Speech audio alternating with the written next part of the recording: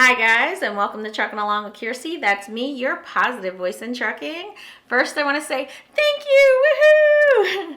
Because we got 1,500 subscribers, which is awesome.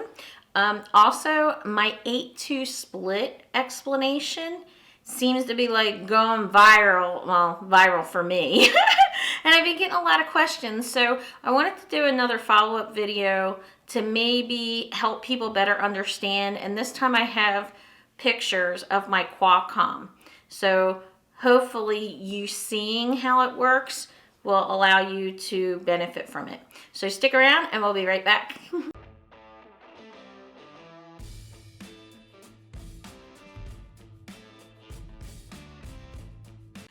This is a Qualcomm.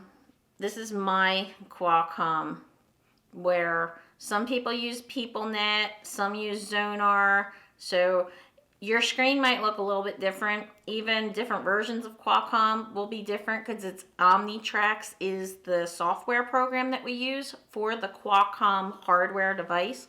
So it may look a little different, but basically what I'm going to show you is it's a linear graph where on the left-hand side you'll see 0 up top.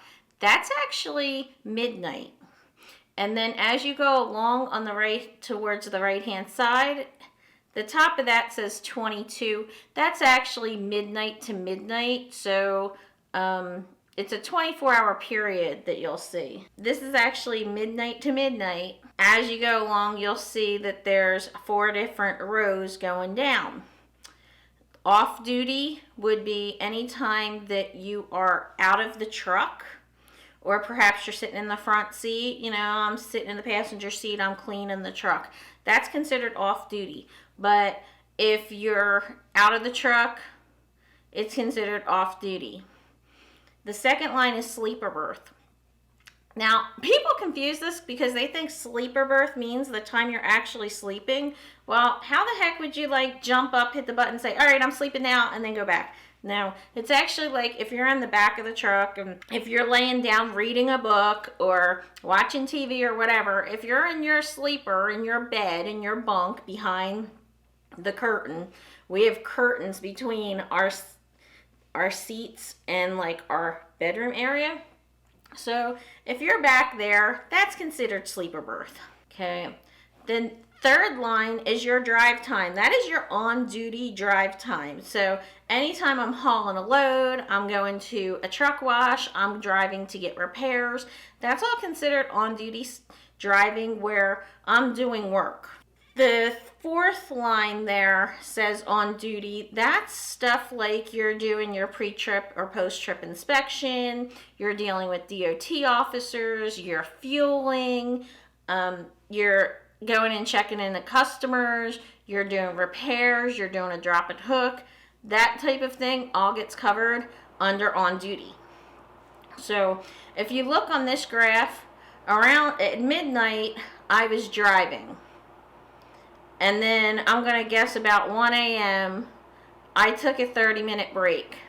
None of that matters when it comes to the 8-2 split that I'm going to discuss in a minute. But I wanted you to see how the graph works.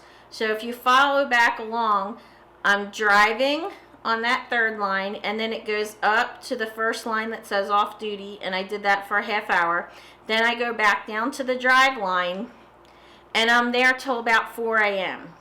If you look at the next clip and you see the bar, the gold bar lines going across, that top clock is your 8-hour rest break clock. It's really kind of confusing to explain to people if you don't understand and you haven't been out here yet. But basically, we have to take a 30-minute break within our first 8 hours of work. So as soon as you start your clock and go on duty or you drive, within your first 8 hours, you have to take a 30-minute break. Once I take that 30-minute break, then I can use the balance of my drive time. But honestly, even that's not important right now for the 8-2 split. What is important is line number 2, the 11-hour drive clock. Okay, So if you look on the 11-hour driving line, what I have remaining under the available column is 3 hours and 16 minutes. That means I already drove 7 hours and 44 minutes of my 11-hour clock that I'm allowed to drive for the day. This is when I was starting my 2-hour break of the 8-2 split. The line beneath that says 14-hour on-duty clock. And what's available of that is 5 hours and 13 minutes. It's confusing, I know. And if you've already been out on the road, then you'll understand it a lot better. If you haven't been out on the road yet, just don't even concern yourself with any of this, because it'll just make life so much more confusing for when you go out.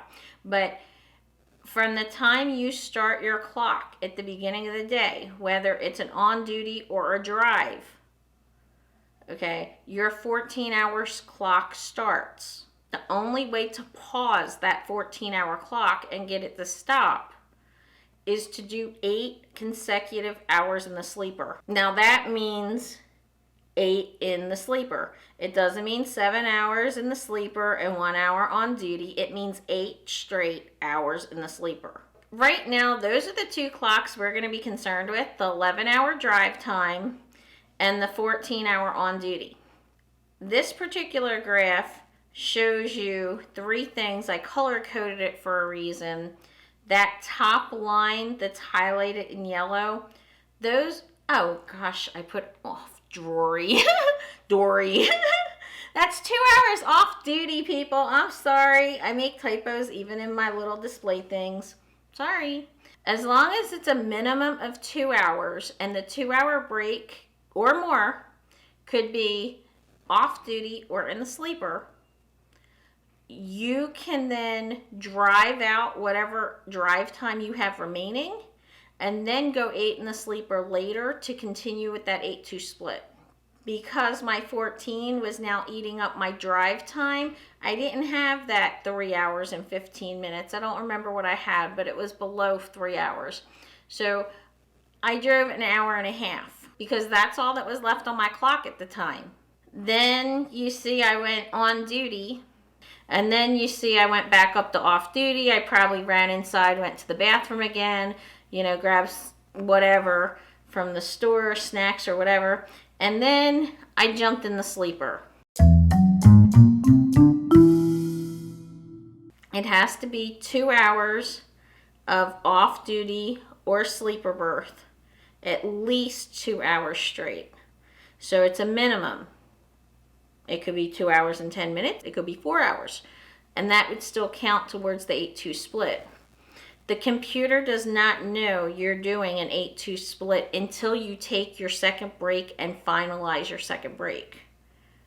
It will calculate it automatically for you, so you don't have to sit here and figure out to the minute, but it doesn't know that that's what you're doing until you actually do it. So in this example, okay, I did the 2 hours off duty. Then on the blue line there, on the drive time, I did an hour and a half of drive time. Then I did my on-duty post-trip inspection. Then I went off duty. And then on the pink line, I did 8 in the sleeper. People make this so much more complicated than it is. You have 11 hours of drive time. I drove an hour and a half, basically. My available drive time on this clock, and I apologize it's blurry because it was the time of day and the sun was out and I was trying. You see my phone is reflecting there. But on the right hand side of that second line, it actually says my 11-hour drive time now had 9 hours and 37 minutes. And my 14-hour clock that is available has 11 hours and 52 minutes. Now, how did I wind up with 9 hours and 37 minutes of available drive time and 11 hours and 52 minutes of my available 14-hour clock? The reason it did this is because My 14-hour clock started at the end of my 2-hour minimum break. So at 6:30 in the morning, when I start driving again, that's the point to my 14-hour clock started. So that means that drive time that's blue plus the white on duty and the white off duty came out to roughly 2 hours and 8 minutes before I went back into the sleeper. So that time that you drive and you use on duty or off duty between the two breaks, it counts against your 14-hour clock. Your 14-hour clock starts at the end of your first break. Now, if you look at the pink line, I actually did more than 8 hours in the sleeper at that point. I think I had like almost 9 something at the time.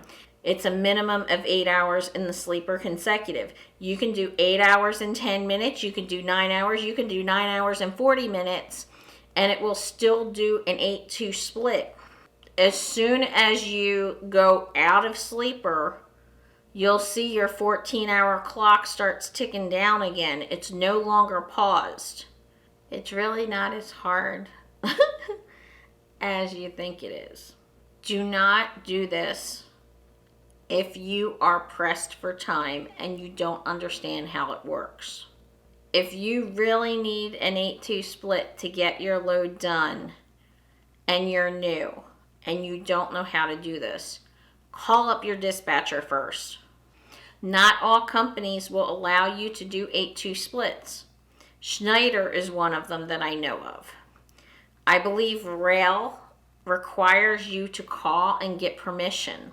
One of the reasons is that it's complicated and people get confused. If you learn how to do it, then it could help you feel more rested. It can help you maybe move to a shift that you prefer. When I first start driving, I like driving nights. And so a lot of times I would get to a customer, say at 2 or 3 in the afternoon, I would get loaded and then I would park at that customer for the 8 in the sleeper. And then I would be able to roll out at night and drive when there was no traffic on the road. And then by the time I was ready to park for the day, all the parking spots were open at the truck stops. Another way that I use this is just, I have a tendency to take naps at night. Like, so if I drive, say 350 miles in the middle of the night, I'll get tired, or especially in snow or ice or wind, I'll get tired. And I'll just stop for the 2 hours. And so I'll drive like 4, 5, 6 hours, and then I'll stop for 2 hours, and then I'll drive another 4, 5, 6 hours or whatever I have left on my clock, and then I'll do the 8 in the sleeper. And then I'll wind up getting back more time. If you understand how it works, you can work it to your advantage. But don't overthink it. Everybody's overthinking this. I can tell by the messages that I got in the comments. Between your 2 breaks, you figure out how many hours you drove. You subtract that number from 11, which is your normal 11 drive clock. And that's what you will have after the completion of the second break. Don't make it more complicated than it is. Okay? Your 14-hour clock is going to start at the end of your first break. Don't make it more complicated than it is. You can sit here and add up, oh, well, I spent this many minutes on duty and this many minutes on an off-duty break. But the end of your first break is the start of your 14 clock. If you take your 8 hour in the sleeper first, you add 14 hours to that, and that's the time that your 14-hour clock will expire. If you take your 2-hour break first, you're actually adding 22 hours to the end of that break. The reason being is that you would have a 14-hour clock that starts at that end of that 2-hour break, plus the 8 sleeper that will pause that 14-hour clock. So if you take the 2 hours first, you add 22 hours to figure out what your 14 would be. I just confused you more, didn't I? I'm sorry.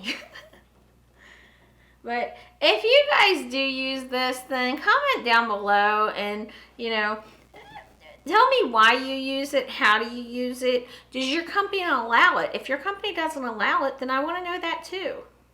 Inquiring minds want to know. And again, like, comment, subscribe, share, ring the little notification bell, and I hope to see you out here trucking along. Bye!